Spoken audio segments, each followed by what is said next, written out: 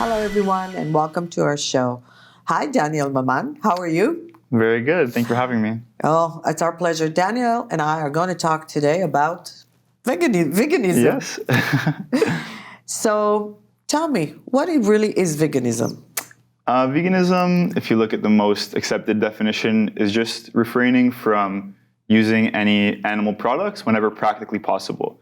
So that pretty much means not eating any animal products, meat, dairy, eggs, fish, and also not wearing their products, things like leather, wool, and also in addition to that, it's abstaining from anything where we use animals for entertainment, things like zoos and things like that. Just the idea that we don't want to view animals as products for us, and that they're not here for us, but here more with us.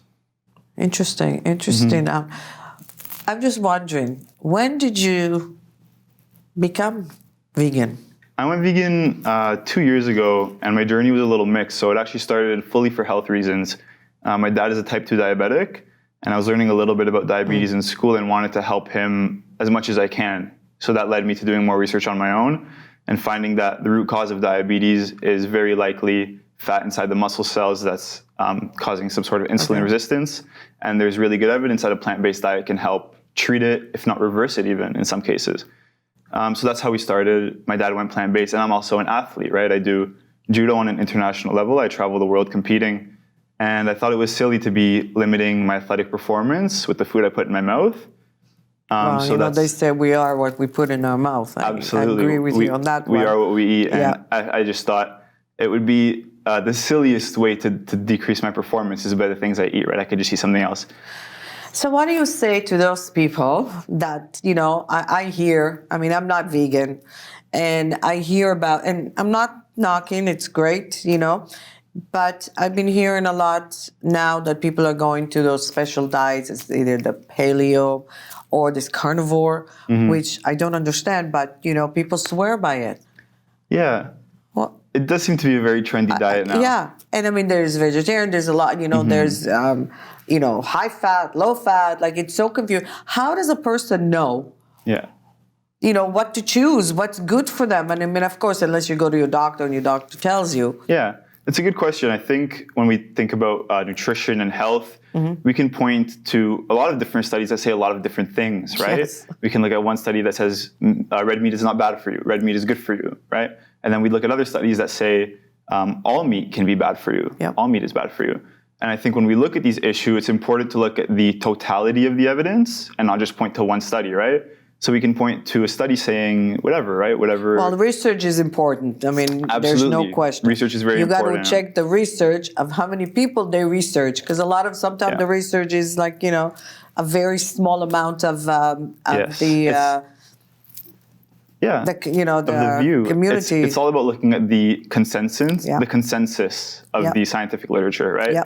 And when we do that, we see that a plant-based diet is.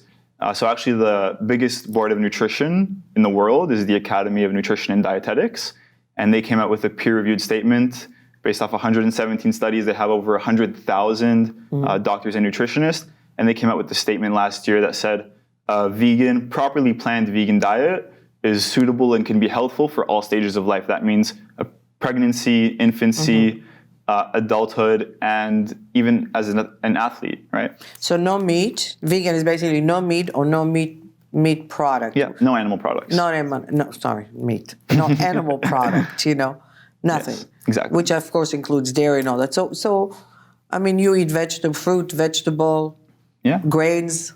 Grains, beans, nuts, seeds. Yeah, all that stuff, all that good stuff. And you lose weight at the same time. No, I'm just kidding. Yeah, absolutely. Actually, the biggest study on nutrition and weight loss is called the BROAD study. And they gave people unrestricted diets, meaning this is your diet, eat as much as you want. And the one that did the best is a whole foods plant-based diet, right? And when you think about it, it's the most volume of food with the least amount of calories. So you can fill your stomach up and feel really full and satisfied, even though you only ate 600 calories. As opposed to if you're eating meat and fish and eggs and milk, you fill up your stomach and it's 1,500 calories because it's so dense. So yeah, absolutely. When you eat a lot of whole plant foods, a lot of fiber, a lot of complex carbohydrates, fills you up, keeps the calories low, and hopefully the weight goes down if that's what you're looking to do.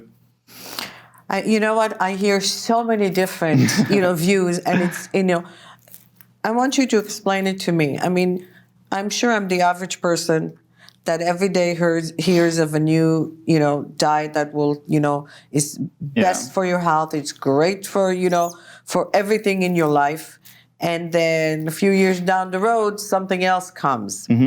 And vegan has been around for a long time, but I think it's gone really strong in the past number of years. Absolutely. Right? So why vegan? I'm going to keep asking because there's so many things out there that that say that their diet is the best one. So why should we? I'm sitting here believe you that vegan actually is the best. So the problem. So hold on. When they say that actually like fish is so important for, especially fatty fish like salmon is so important for you, on your daily diet. I mean, we take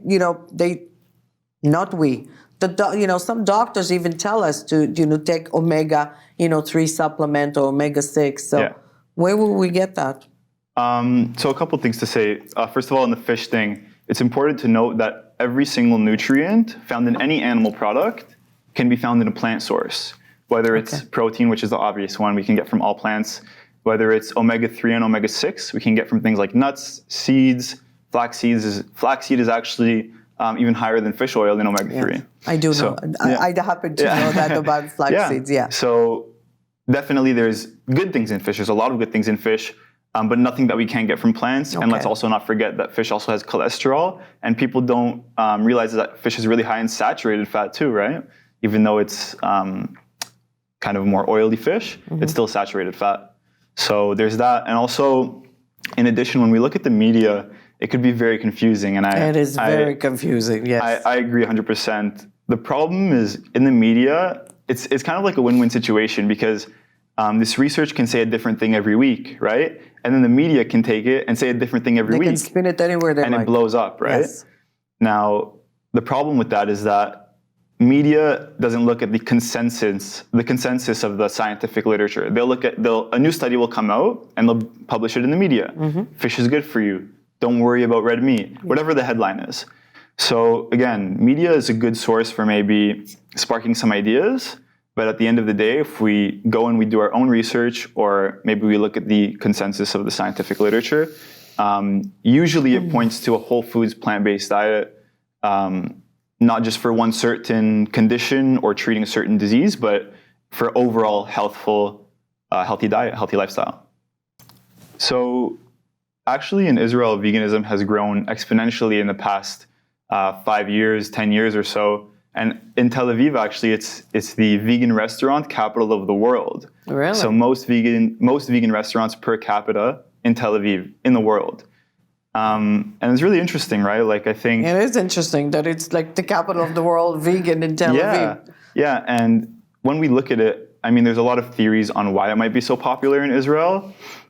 But I think with like a lot of other things, peoples or a group of peoples that have experienced sort of oppression and experienced this discrimination can kind of resonate with the oppression and discrimination of others. And I don't know if you or anyone listening has ever heard the term speciesism before, but it's essentially the view that some species are more valuable than others just because of how they look or what species they are, right? Oh, so that's like humanity. It happens. Exactly. It exists in humanity. Yeah, just like racism and sexism. Yeah. We love our dogs and our cats, and we tell our kids to love our dogs and cats, and we feed them chicken nuggets, right? Yeah. Good one. I didn't know where you were going to take it, but good honestly, one. Yeah. I believe it's, and I think it is the first form of kind of discrimination that we're taught, right? We're born taught to love dogs and cats and dolphins and whales, and then we're fed salmon, and then we're fed chicken and cow, right? And it creates this idea in our head that, oh, these animals we love, but these animals it's okay to kill. It's true. It's the way, if you think about it, it's the way we were taught, the ideologies that was given to us. Yeah. That, yes, that we grew up with it, and we didn't see it as abnormal. And I guess now a lot of us, I don't know, I'm going to look now I'm going to look different at food. Yeah. You're making me think now.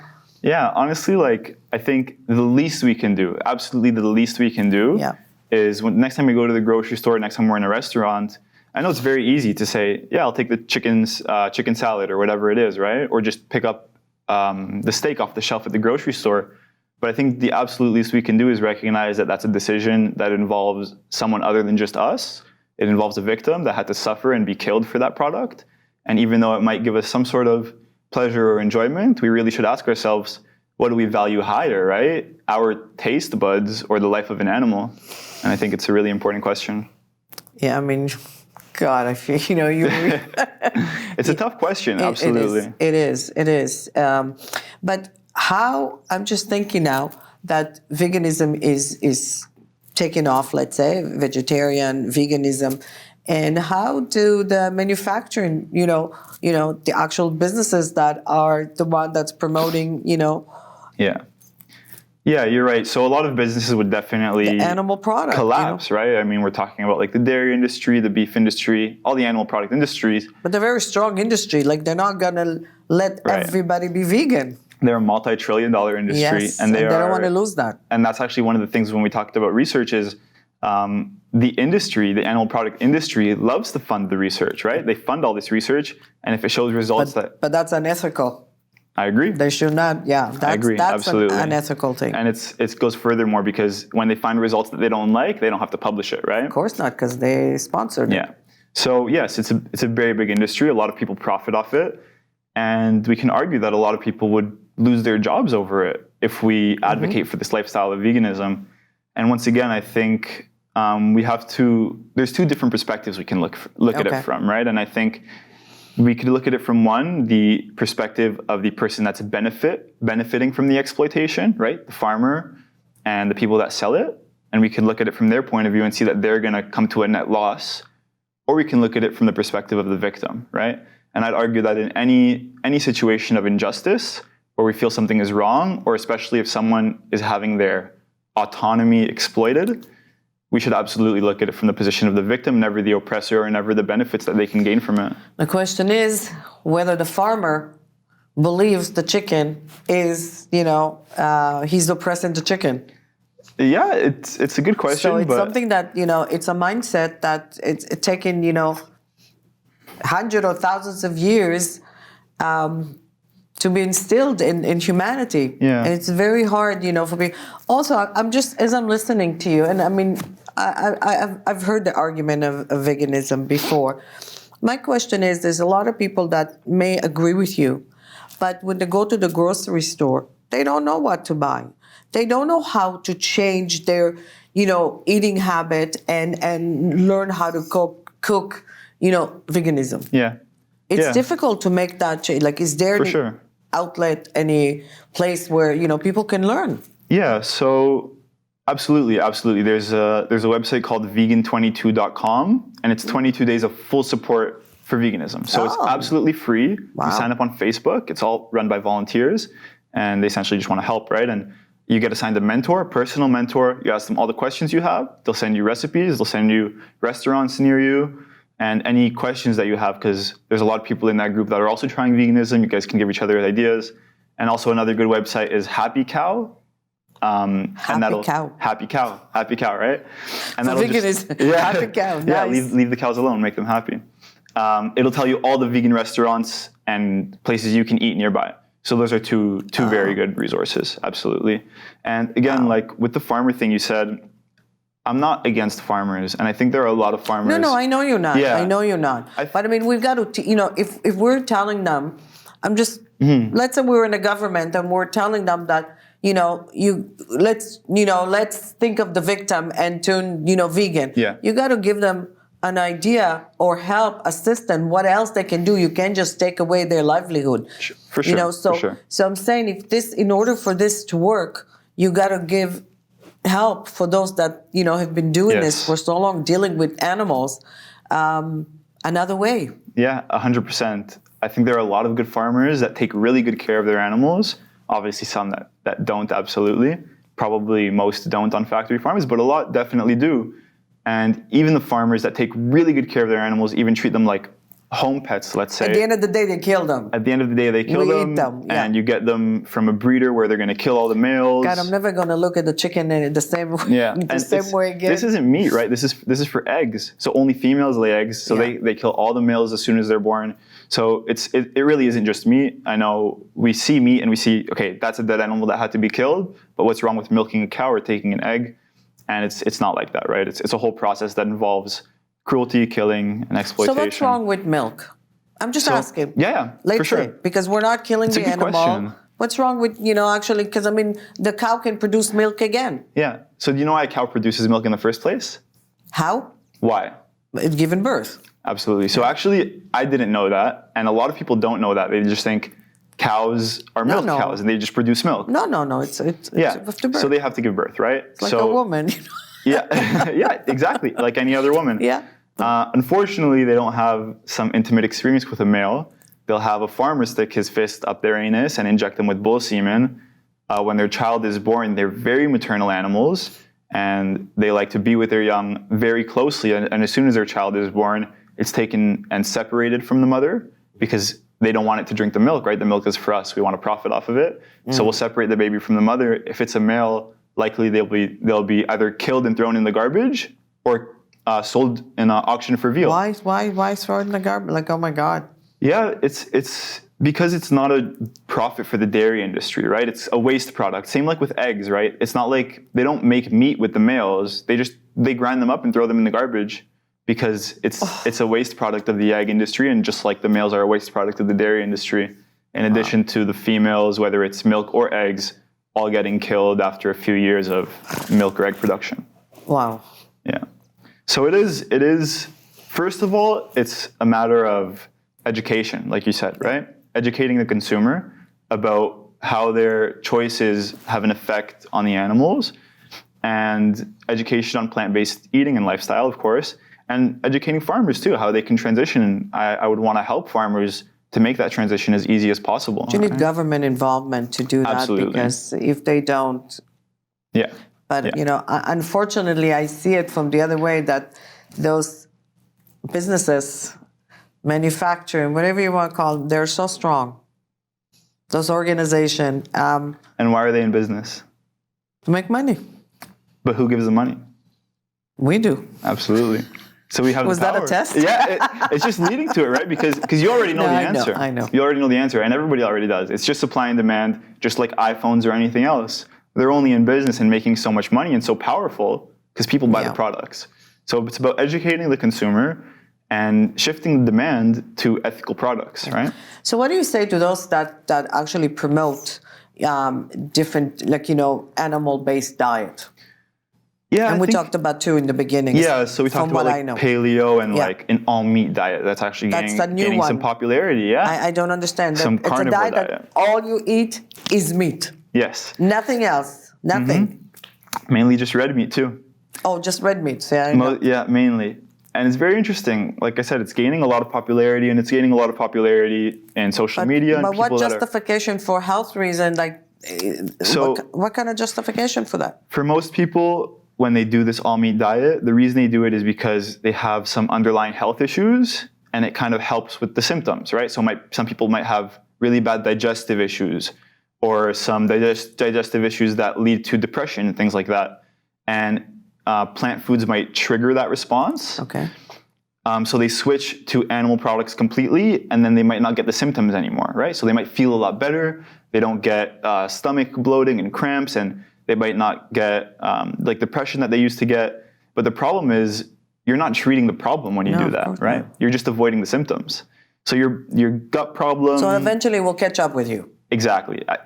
And also it's like, well, first of all, you're not treating whatever problem you have in the first place, because it's like, if you eat any plants, you'll have a crazy reaction. Like, that's not healthy, right? And furthermore, the number one killer in the world is heart disease, right? If you could be preventing... especially women suffer the most, die from and suffer from is heart attack and heart disease. Yeah, most women, I think more men have it, but more women die of it. That's right. Right?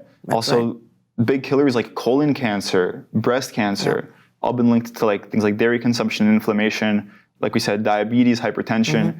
So yeah, these people might find some sort of relief on this kind of diet. But it will catch up. Like it'll absolutely catch up. And the paleo. Sorry. Yeah, and paleo was an interesting one because they did a big study on paleo, and it had big improvements. And what they told people to do is to cut out dairy, cut out maybe grains and stuff, but eat a lot more fruits and vegetables, eat a lot more plants, and eat more meat, right? Yes. And when they followed up with them, they cut out dairy, they cut out processed foods, they cut out sugars. Okay. So they're halfway there already. Yeah, and they increased their plant consumption, yes, but they didn't increase their meat consumption. So all the benefits they saw were from increasing plants and just cutting out all the bullshit, right?